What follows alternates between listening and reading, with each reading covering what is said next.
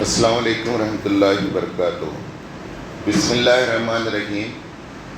محترم حضرات، آج ہم آپ کے سامنے اصحاب الاخدود کا واقعہ رکھیں گے۔ اصحاب الاخدود کا واقعہ 30ویں پارے میں سورہ البروج میں آیا ہے۔ اردو میں اسے گڑھے والے بھی کہتے ہیں یا کھائی والے بھی کہتے ہیں۔ کیوں کہتے ہیں آپ واقعہ سنیں گے تو خود ہی سمجھ میں آ جائے گا۔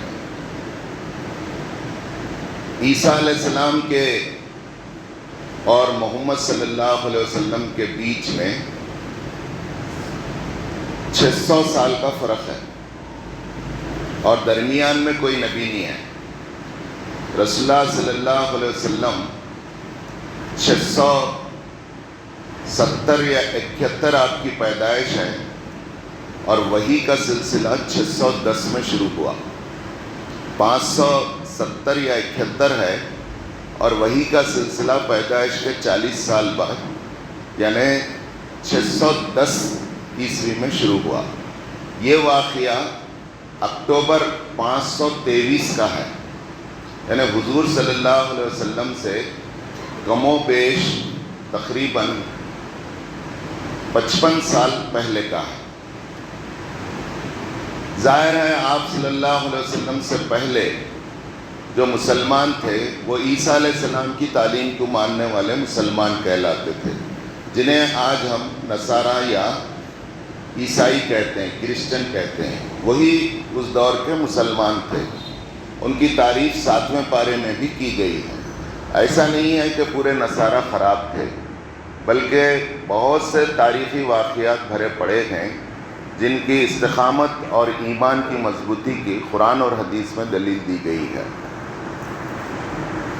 ہوا یہ کہ نجران جو یمن کا ایک حصہ ہے یا ایک ملک ہے، وہاں ایک ظالم بادشاہ تھا اس دور میں، اور وہ بادشاہ ظاہر ہے ہر بادشاہ کو اپنی سیاسی قوت کے لیے مذہبی قوت کو کنٹرول میں رکھنا چاہتے ہیں۔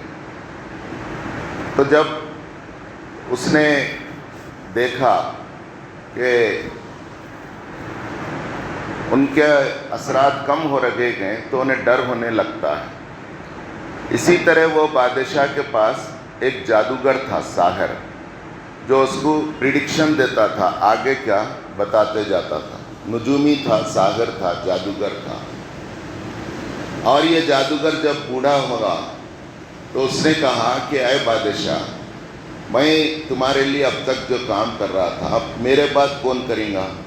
اس کے لیے تم کیا کرو، ایک ذہین ترین بچے کو سلیکٹ کرو اپنے مملکت سے، اور وہ بچے کو میرے پاس بھیجو تاکہ میں اپنا جادو اس کو سکھا دوں، اور وہ بعد میں وہی کام جو میں آپ کے لیے کر رہا ہوں وہ کرتا رہے گا۔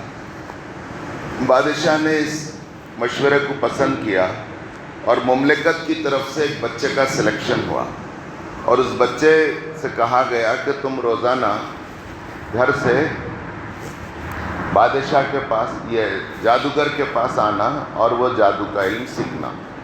اس پر وہ مامور کیا گیا اور وہ کام چلتا رہا۔ ایک دن اس نے دیکھا کہ گھر اور ساحر کے گھر کے بیچ میں تھوڑا سا بیابان جو فاصلہ تھا، وہاں پر بیابان میں ایک راہب رہتا تھا۔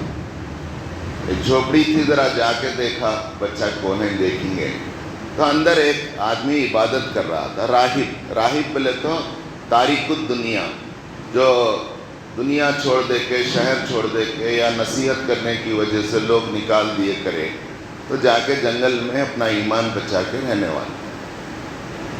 تو وہ راہب کے پاس بیٹھنے لگا، اس کو راہب کی باتیں اچھی نظر آنے لگی۔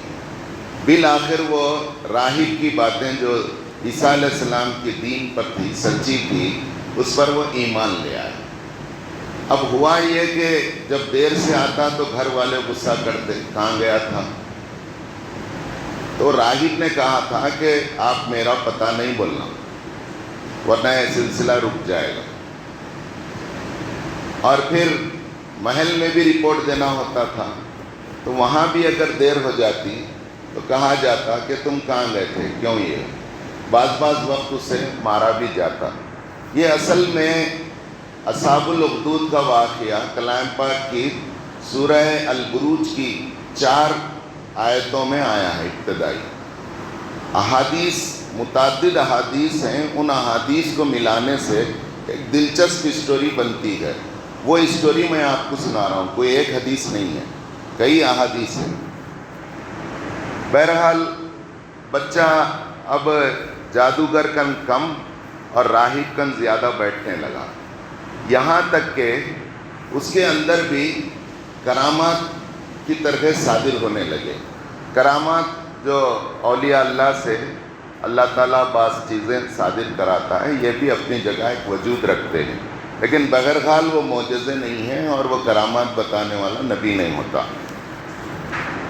تو ہوا یہ کہ ایک دن جب وہ گھر سے نکلا تو کہیں حدیث میں ہے کہ ایک برج کے جیسا تھا یا تنگ گلی کے جیسا تھا، وہاں پہ ٹریفک جام ہو گئی، ادھر کی ٹریفک ادھر ہو گئی ہے، ادھر کی ٹریفک ادھر ہو گئی۔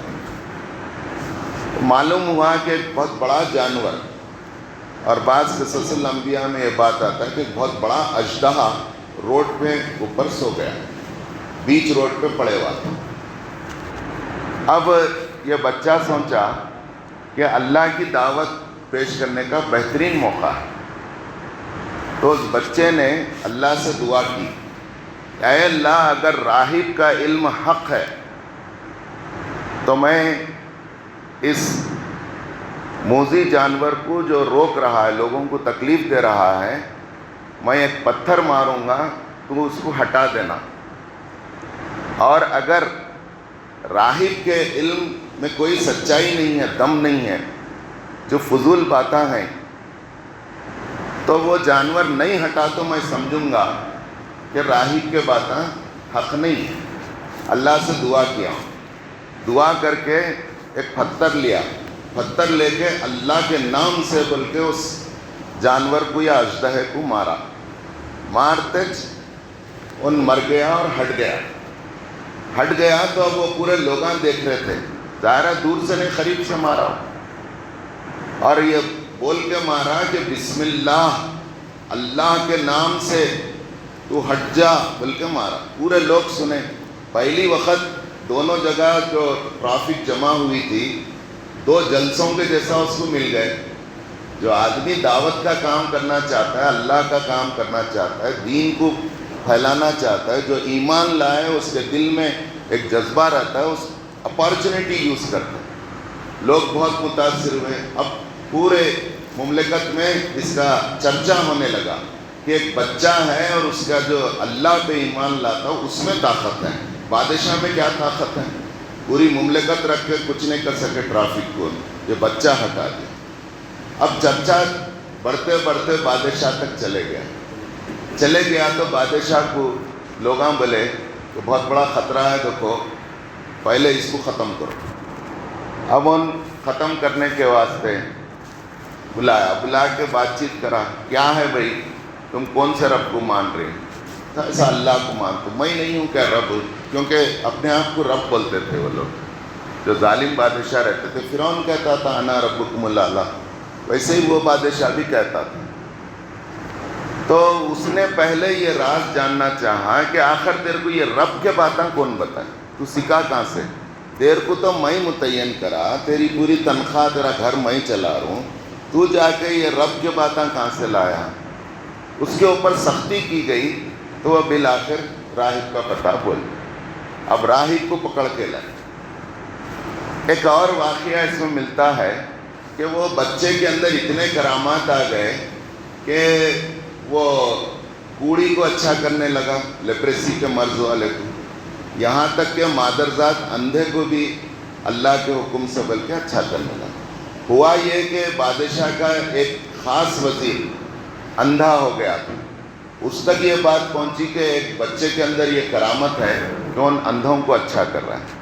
تو اب ان کیا کرا، بہت سے تحفے طوائف لے کے وہ بچے کے پاس گیا، جا کے بولا یہ سب لے لیو میرے کو آنکھ دے سکتی تو تم دے دیو. تو وہ بچہ بولا میں آنکھ کو نہیں دے سکتا, کسی کو بھی بینائی نہیں دے سکتا, وہ اللہ دے سکتا ہے جس پر میں ایمان رکھتا ہوں. اور تمہارے کو شفا ہوتی ہے, پہلا کنڈیشن یہ ہے ایمان لانا, تو میرے رب پہ ایمان لانا. تو اب اندھا کیا نہیں کرتا, انہوں بولے ایمان لاتا ہوں. تو رب کی تعلیم دی ہے, ایمان لایا. ایمان لایا تو ان بھی اللہ کی طرف سے, اللہ کے دن سے تو اچھا ہو جا, بلکہ آنکھ ان کو ملتی, بینائی آ گئی. آتے چن بادشاہ کے پاس پہلے حاضری دیا وزیر. ہمیشہ اندھے کیا ہے, کان سے ایسا یوں کر کے سنتے ہی, کیونکہ آنکھیں نہیں رہتے ہیں, ان کے ڈبل آنکھ سماج بن جاتی ہے اور ذہین بھی رہتے ہیں. اب آنکھ میں آنکھ ڈال کے بادشاہ سے بات کرنے لگا اور بولا بادشاہ پوچھا ارے تم اندھے تھے, اچھے کیسا ہو گئے؟ نہیں, وہ ایک بچہ ہے جس کا چرچا سن رہے تھے نا ہم, وہ بچہ کر دیا اور میں اس کے رب کے اوپر ایمان لایا. تو بادشاہ بولا میرے کو رب نہیں مانتے کیا؟ نہیں مانتا, کیونکہ میں دیکھ لیا تمہارے ساتھ رہے تو آنکھیں چلے جا رہی, اس کے ساتھ گئے تو آنکھیں آ گئے. بادشاہ بولا ارے وہ راہب کو بھی بلائے, وہ وزیر کو بھی, دونوں کو بلا کے سب سے پہلے وزیر سے پہلے راہب کے سر کے اوپر آرا رکھا. آرا رکھ کے بولا کہ وہ بچے کے رب پر ایمان سے انکار کرنا اور میرے کو رب ماننا. کیا بولتے ہیں, اگر انکار نہیں کرے تو تمہارے جسم کے 2 ٹکڑے آری چلا کے کر دوں گا. وہ راہب تو پہلے سے ہی مالا تھا. ان بولا تم کیا کرتی کر لیو بادشاہ, زیادہ سے زیادہ مر جائیں گے نا, مرنا تو ہے, اللہ کا نام لے کے مر جائیں گے. ان اللہ کا نام لے لیا پھر سے اپنے جواب میں, تو اس راہب کو سر کے اوپر آرا رکھ کے اس کے جسم کے 2 ٹکڑے کر دیے گئے ایمان لانے کے نتیجے میں. یہ وزیر کو بتایا گیا, دیکھ لیا تو انجام, چلا اب تیرا نمبر ہے. اس کے سر کے اوپر آرا رکھے, ابھی بھی موقع ہے, بول, اگر وہ رب کا انکار کرتا ہے اور مجھے مانتا ہے تو تیرے کو چھوڑوں گا. ان بولا میں دیکھ لیا یہ کوئی دوا جادو ہو یہ نہیں ہے, یہ صرف اور صرف اللہ کے نام کے اندر طاقت ہے, اور اصل رب وہی ہے جو وہ بچہ بتایا. اب ان بھی انکار کرا تو اس کے بھی 2 ٹکڑے کر دیے. اب بچے کو بولے دونوں کا انجام دیکھ لیا, اب تیرا انجام ہے, تیری باری ہے, لیکن تیرے کو ایسی نہیں مارتا میں, تیرے کو پورے لوگاں دیکھنا, کیونکہ تو سب کو بہکا رہا ہے. فوج کو حکم دیا کہ اس کو اونچے پہاڑ کے اوپر لگ جاؤ, لگ جا کے ڈھک لو وہاں سے, تاکہ پورے لوگاں دیکھنا تم ڈھکل رہے سو, گر رہا سو, لڑک کے مر رہا سو. اب فوج لگ گئی, لگ جا کے پورا چوٹی کے اوپر ٹھہرا کے وہاں سے ڈھکلنے والے تھے. ایسا زلزلہ آیا کہ وہ حدیث میں آتا ہے کہ پورے فوجیاں وہیں مر گئے, اور وہ بچہ زلزلے کی وجہ سے بادشاہ کے پھر محل میں پہنچا دیا گیا. بادشاہ بولا ہیں فوجیاں تو ایک بھی نہیں ہے, تو کیسا آ گیا بچ کے پھر؟ تو ان بولا میرا اللہ میرے کو بچا لیا, میرا رب میرے کو بچا لیا. بولا ارے یہ ایسا نہیں ہوتا. پھر مشورہ کرا تو پھر وزیرہ مشورہ دیے, سمندر قریب ہے, سمندر میں بیچوں بیچ لگ جا کے وہاں پوچھنا اس کو, مانتا ہے انکار کرتا ہے اللہ کا کیا نہیں کرتا ہے, نہیں کرا تو لگ جا کے ایسا چھوڑنا اس کا آتا نہ پتا. اب کشتی میں ایک فوج لگ جاتی ہے, بیچ سمندر میں لگ جاتے ہیں, لگ جا کے اس سے سوال کرتے ہیں اور اس کو پھینکنے والے رہتے ہیں. ایسا طوفان اللہ کی طرف سے آتا ہے, پوری کشتی ٹوٹ کے سب مر جاتے ہیں. ایک تختے کے اوپر اللہ میں اس کو سلا کے کنارے پہنچاتے ہیں, پھر وہاں سے محل میں آ جاتا ہے, محل میں آ کے ٹھہر جاتا ہے. تو بادشاہ بولتا ہے ارے ایسا کیسا, تم, میرا رب میرے کو بچا لیا, تمہارے جتنے مددگار تھے بادشاہ سب کو ختم کر ڈالا. بادشاہ حیران پریشان, نیند حرام ہے, کیا کرے تھا, اور پورے چرچے ہو رہی اور بچے کی بڑائی، بچہ جو رب کو پیش کر رہا اس کا نام پوری مملکت میں پھیل گیا، ہلچل ہے، ٹاک آف دا اسٹیٹ، سب گفتگو کا موضوع بنے ہوا ہے۔ اب نیند حرام ہے، سلطنت چلے جاتی ہے، کیسا کرنا؟ تو بچہ بولا زیادہ فکر نہ کرو، میرے کو مارنا چاہ رہی نا تم، میں بتاتا ہوں ایک ترکیب، تمہارے ترکش سے بادشاہ ایک تیر نکالنا، تیر نکال کے وہ تیر میرے کو مارنا سامنے ٹھہر کے، اور میری کن پٹی پہ سر پہ مارنا، اور یہ بول کے چھوڑنا تیر، بسم اللہ برب الغلام، اس اللہ کے نام سے میں تیر چھوڑتا ہوں جو اس رب کا، اس بچے کا رب ہے، اور یہ کام تم پورے شہر والوں کو جمع کرنا، جمع کر کے کرے تو ہوتا، نہیں تو نہیں ہوتا۔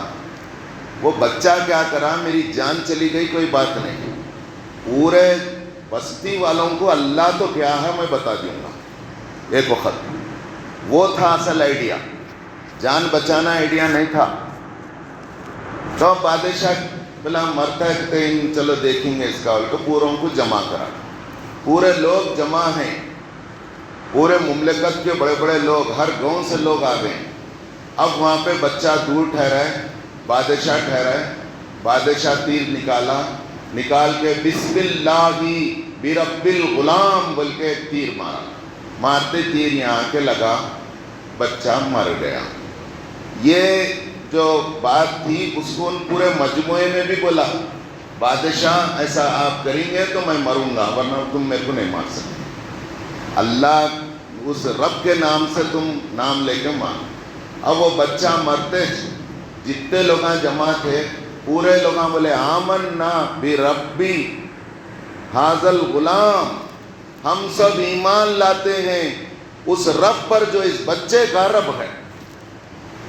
اب جس بات کا ڈر تھا وہ پورا ہو گیا، اب اور پریشانی پڑ گئی، ان بولا کسی کو گاؤں کو واپس جانے نہیں دینا، اب کیا کرنا؟ اب ہے سو لوگوں کو ایسا ختم کرنا، جا کے انہوں جانا تو کیا ان کی رپورٹ پہنچنا تو کوئی ہمت نہیں کرنا رب تک۔ تو اس نے سڑکوں کے کنارے گڑھے کھدوائے، کھدوا کر اس میں خوب لکڑیاں، ایندھن جو بھی تھا بھر دیا، بھر کے خوب آگ دہکائی، اور دہکا کر ایک ایک کو لایا جاتا اور کہا جاتا کیا تم انکار کرتے ہیں اس رب کا؟ بولو ورنہ تم کو اندر ڈھکیل دیا جائے۔ سامنے آگ دہک رہی ہے، لیکن وہ اہل ایمان کیا بولے؟ نہیں، ہم اس رب پر ایمان لاتے ہیں، تو ہم کو آگ میں ڈالتا ہے ڈال دے۔ تاریخ میں آتا ہے 20 سے 40 ہزار لوگوں کو اس نے جلا ڈالا، راکھ بنا ڈالا، ایک آدمی بھی اس میں سے مکرا نہیں۔ حدیث میں یہ بھی آتا ہے کہ ایک عورت تھی جس کے گود میں دودھ پیتا بچہ تھا، اب وہ ماں کو اپنی فکر کم، بچے کی فکر زیادہ رہتی ہے۔ اس کے دل میں یہ بات آئی، میں تھوڑی دیر کے واسطے جھوٹ بول دیتی ہوں، بچہ بچ جاتا ہے، بلکہ ایسا خیال آیا، خیال آتے چلنا میاں بچے کو زبان دے دیے، بچہ بولنا شروع کرا، امی جان ڈرنا نہیں، پیچھے ہٹنا نہیں، رب کا انکار کرنا نہیں، آگ میں میرے کو لے کے کود جانا، ہم سب جنت میں چلے جائیں گے۔ عورت بھی آگے بڑھی اور بولی میں رب کا اقرار کرتی ہوں، بچے کو لے کے کود گئی۔ جب یہ بات پوروں کو معلوم ہوئی تو پوری مملکت یہ ہو گئی، تو اس نے ہر گاؤں سے قصبے سے جو جو لوگ ایمان لائے تھے، سلسلہ چلتا رہا، آگ کے گڑھوں میں انہیں جلاتے جاتا اور تماشا بیٹھ کے دیکھتے جاتا۔ اب اس واقعے کے بعد سورہ بروج کی آیتوں کو سنیے، وَالسَّمَاءِ ذَاتِ الْبُرُوجِ وَالْيَوْمِ الْمَوْعُودِ وَالشَّاهِدٍ وَمَشْهُودٍ قُتِلَ أَصْحَابُ الْأُخْدُودِ، مارے گئے، ہلاک ہو گئے، لعنت ہے ان گڑھے کھود کر اہل ایمان کو جلانے والوں پر، وہ بچے نہیں، وہ تباہ ہو گئے۔ النَّارِ ذَاتِ الْوَقُودِ اِذْ هُمْ عَلَيْهَا قُعُودٌ، انہوں نے آگ لگائی اور لوگوں کو اس کا ایندھن بنایا، جلا دیا، اور ان لوگوں کو جن کا صرف قصور یہ تھا، وما نقموا منهم الا ان يؤمنوا بالله العزیز الحمید، ان کا اس کے سوا کوئی قصور نہیں تھا کہ وہ اللہ پر ایمان لاتے، وہ اللہ جو زبردست بھی ہے اور حمد والا ہے۔ یعنی حمد بادشاہ کی کئی کو، ہم تو اللہ کی ہونا، ان کیسا زبردست ہو سکتا ہے؟ پکڑ کے جلا رہے تو زبردست ہوا۔ اللہ وہ زبردست ہے جس کی قدرت کے اوپر 3 قسمیں کھائی گئی، والسماء ذات البروج، قسم ہے آسمان کی اور برجوں کی۔ وہ اللہ جو اتنے بڑے آسمان کو بغیر ستون کے ٹھہرائے، اتنے بڑے آسمان کی حفاظت، اوپر نہیں آنا بول کے جگہ جگہ برجاں لگا دیا ہے۔ سورہ ملک میں ہے، اس کی بندش کر دیا ہے، کوئی جن یا کاہن ذرا اوپر آتا ہے تو شہاب ثاقب آ کے مارتا ہے، کسی کی مجال نہیں کہ ادھر عرش تک پہنچ سکے۔ ایسے برجوں والے اور آسمان والے خالق سے انہوں کیا ٹکر لے سکتے ہیں؟ یا انسان جو اپنے آپ کو بادشاہ بول رہا ہے۔ والیوم الموعود، اور روز قیامت کی جس کا وعدہ کیا گیا ہے۔ اے انسانوں، اے ایمان والے والوں اور نہیں ماننے والوں، دونوں بھی سن لیو کہ بادشاہ اس دنیا کی حد تک تمہارے کو مار دیا، 2 دن کی دنیا، مرنا تو تھا۔ کیا یہ ختم ہو گئی؟ اس کا حساب کتاب نہیں ہوگا۔ وہ مظلوموں کو جن کو زندہ جلا دیا گیا، کیا ان کی فریاد اللہ نہیں سنے گا؟ ایک دن ضرور آئے گا، یوم قیامت کی میں قسم کھاتا ہوں، اس دن ضرور ان کے ایک ایک کو میں پوچھوں گا کہ تم کیوں مارے تھے، کون مارے تھے تمہارے، اور جب اس کو بدلہ دوں گا، اور جتنے لوگ مرے تھے اتنے وقت بادشاہ کو ماروں گا، زندہ کروں گا، پھر جلاؤں گا، اور وہ بھی اس آگ سے جلاؤں گا جو دوزخ کی آگ ہے۔ یہ ہے وَشَاهِدٍ وَمَشْهُودٍ، نظارہ دیکھنے والے اور جس چیز کا نظارہ دیکھ رہے تھے، شاہد اور مشہود کی قسم۔ مفسرین لکھتے ہیں جس طرح ہنستے ہوئے بیٹھ کے ان جلانے کا نظارہ دیکھ رہا تھا، یہ جلے ہوئے لوگوں کو اللہ تعالیٰ مسندیں ڈال کے قیامت میں بٹھائے گا، اور اس کو اور اس کے وزیروں کو دوزخ کی آگ میں ڈالے گا، پھر زندہ کرے گا، پھر ڈالے گا، پھر زندہ کرے گا، پھر ڈالے گا۔ جتنے 1000 لوگوں کو اس نے کیا ہے، اتنے 1000 وقت زندگی دے گا، اتنے 1000 وقت جلائے گا۔ اور یہ لوگوں کے جب دل ٹھنڈے ہوں گے اور انہوں جب ہنسیں گے اور تماشا دیکھیں گے اس کے جلنے کا، یہ ہے۔ آپ دیکھیے مر رہے جل رہے اہل ایمان۔ قرآن کہتا ہے کہ قتل اصحاب الاخدود، وہ جلانے والے ہلاک ہو گئے، لعنت ہو گئی، وہ تباہ ہو گئے۔ مطلب کیا ہے؟ انہوں کامیاب نہیں ہوئے۔ کامیابی اصل دنیا کی نہیں ہے، کامیابی اصل آخرت کی ہے۔ یہ ہے کامیابی اور ناکامی کا تصور جو وحی الہی سے، انبیاء کے ذریعے سے اللہ تعالیٰ نے دیا۔ اس کے لیے 3 چیزوں کی قسم، 2 باتیں اس سے معلوم ہوتی ہیں۔ سب سے پہلی بات یہ کہ ایمان لانے کے بعد اللہ تعالیٰ امتحان لیتا ہے۔ سورہ عنکبوت کی پہلی آیت ہے، الف لام میم احسب الناس ان یترکوا ان یقولوا آمنا وهم لا یفتنون، کیا ایمان لانے والوں نے یہ سمجھ رکھا ہے کہ بس وہ اتنا کہنے پر کہ آمنا، ہم ایمان لائے، لا الہ الا اللہ پڑھ لیا، وهم لا یفتنون، اور انہیں آزمایا نہیں جائے گا۔ وَلَقَدْ اللہ کو تو یہ دیکھنا ہے کہ ایمان لانے کے بعد سچے کون ہیں اور جھوٹے کون ہیں۔ تو اللہ تعالیٰ امتحان لے گا۔ امتحان آزمائش مانگنا نہیں ہے، اس لیے امتحان آزمائش سے پناہ مانگنا ہے، اور یہ دعا کرنا ہے کہ اللہ ہم سے وہ امتحان نہ لے جس کی ہمارے اندر طاقت نہیں ہے۔ لا طاقت لنا ولا تحملنا، جس کے ہم حامل نہیں ہیں، اللہ وہ امتحان، وہ بوجھ ہمارے سے نہ کھولے۔ اور اگر خدا نہ خواستہ تو کوئی امتحان لیا تو ہمیں اس امتحان میں پاس کر ہم اپنے ایمان کو بچانے کے قابل ہیں۔ دوسرا سبق یہ معلوم ہوتا ہے کہ جان دے دینا، دے کے اس نے پوری سلطنت کی کایا پلٹ دی ایک بچہ، اور بتا دیا کہ موجودہ اقتدار میں کوئی طاقت نہیں ہے، یہ سب بلبلے ہیں، ختم ہو جائیں گے، اور حقیقی نام اللہ کا باقی رہنے والا ہے۔ یہ بتانے کے واسطے بچہ جان دیا اپنی بھی۔ راہب کے 2 ٹکڑے کر دیے گئے، وزیر کو آرے سے چیر دیا گیا، تو کتنی ہی مصیبت آئے ایمان کا کبھی بھی سودا نہیں کرنا۔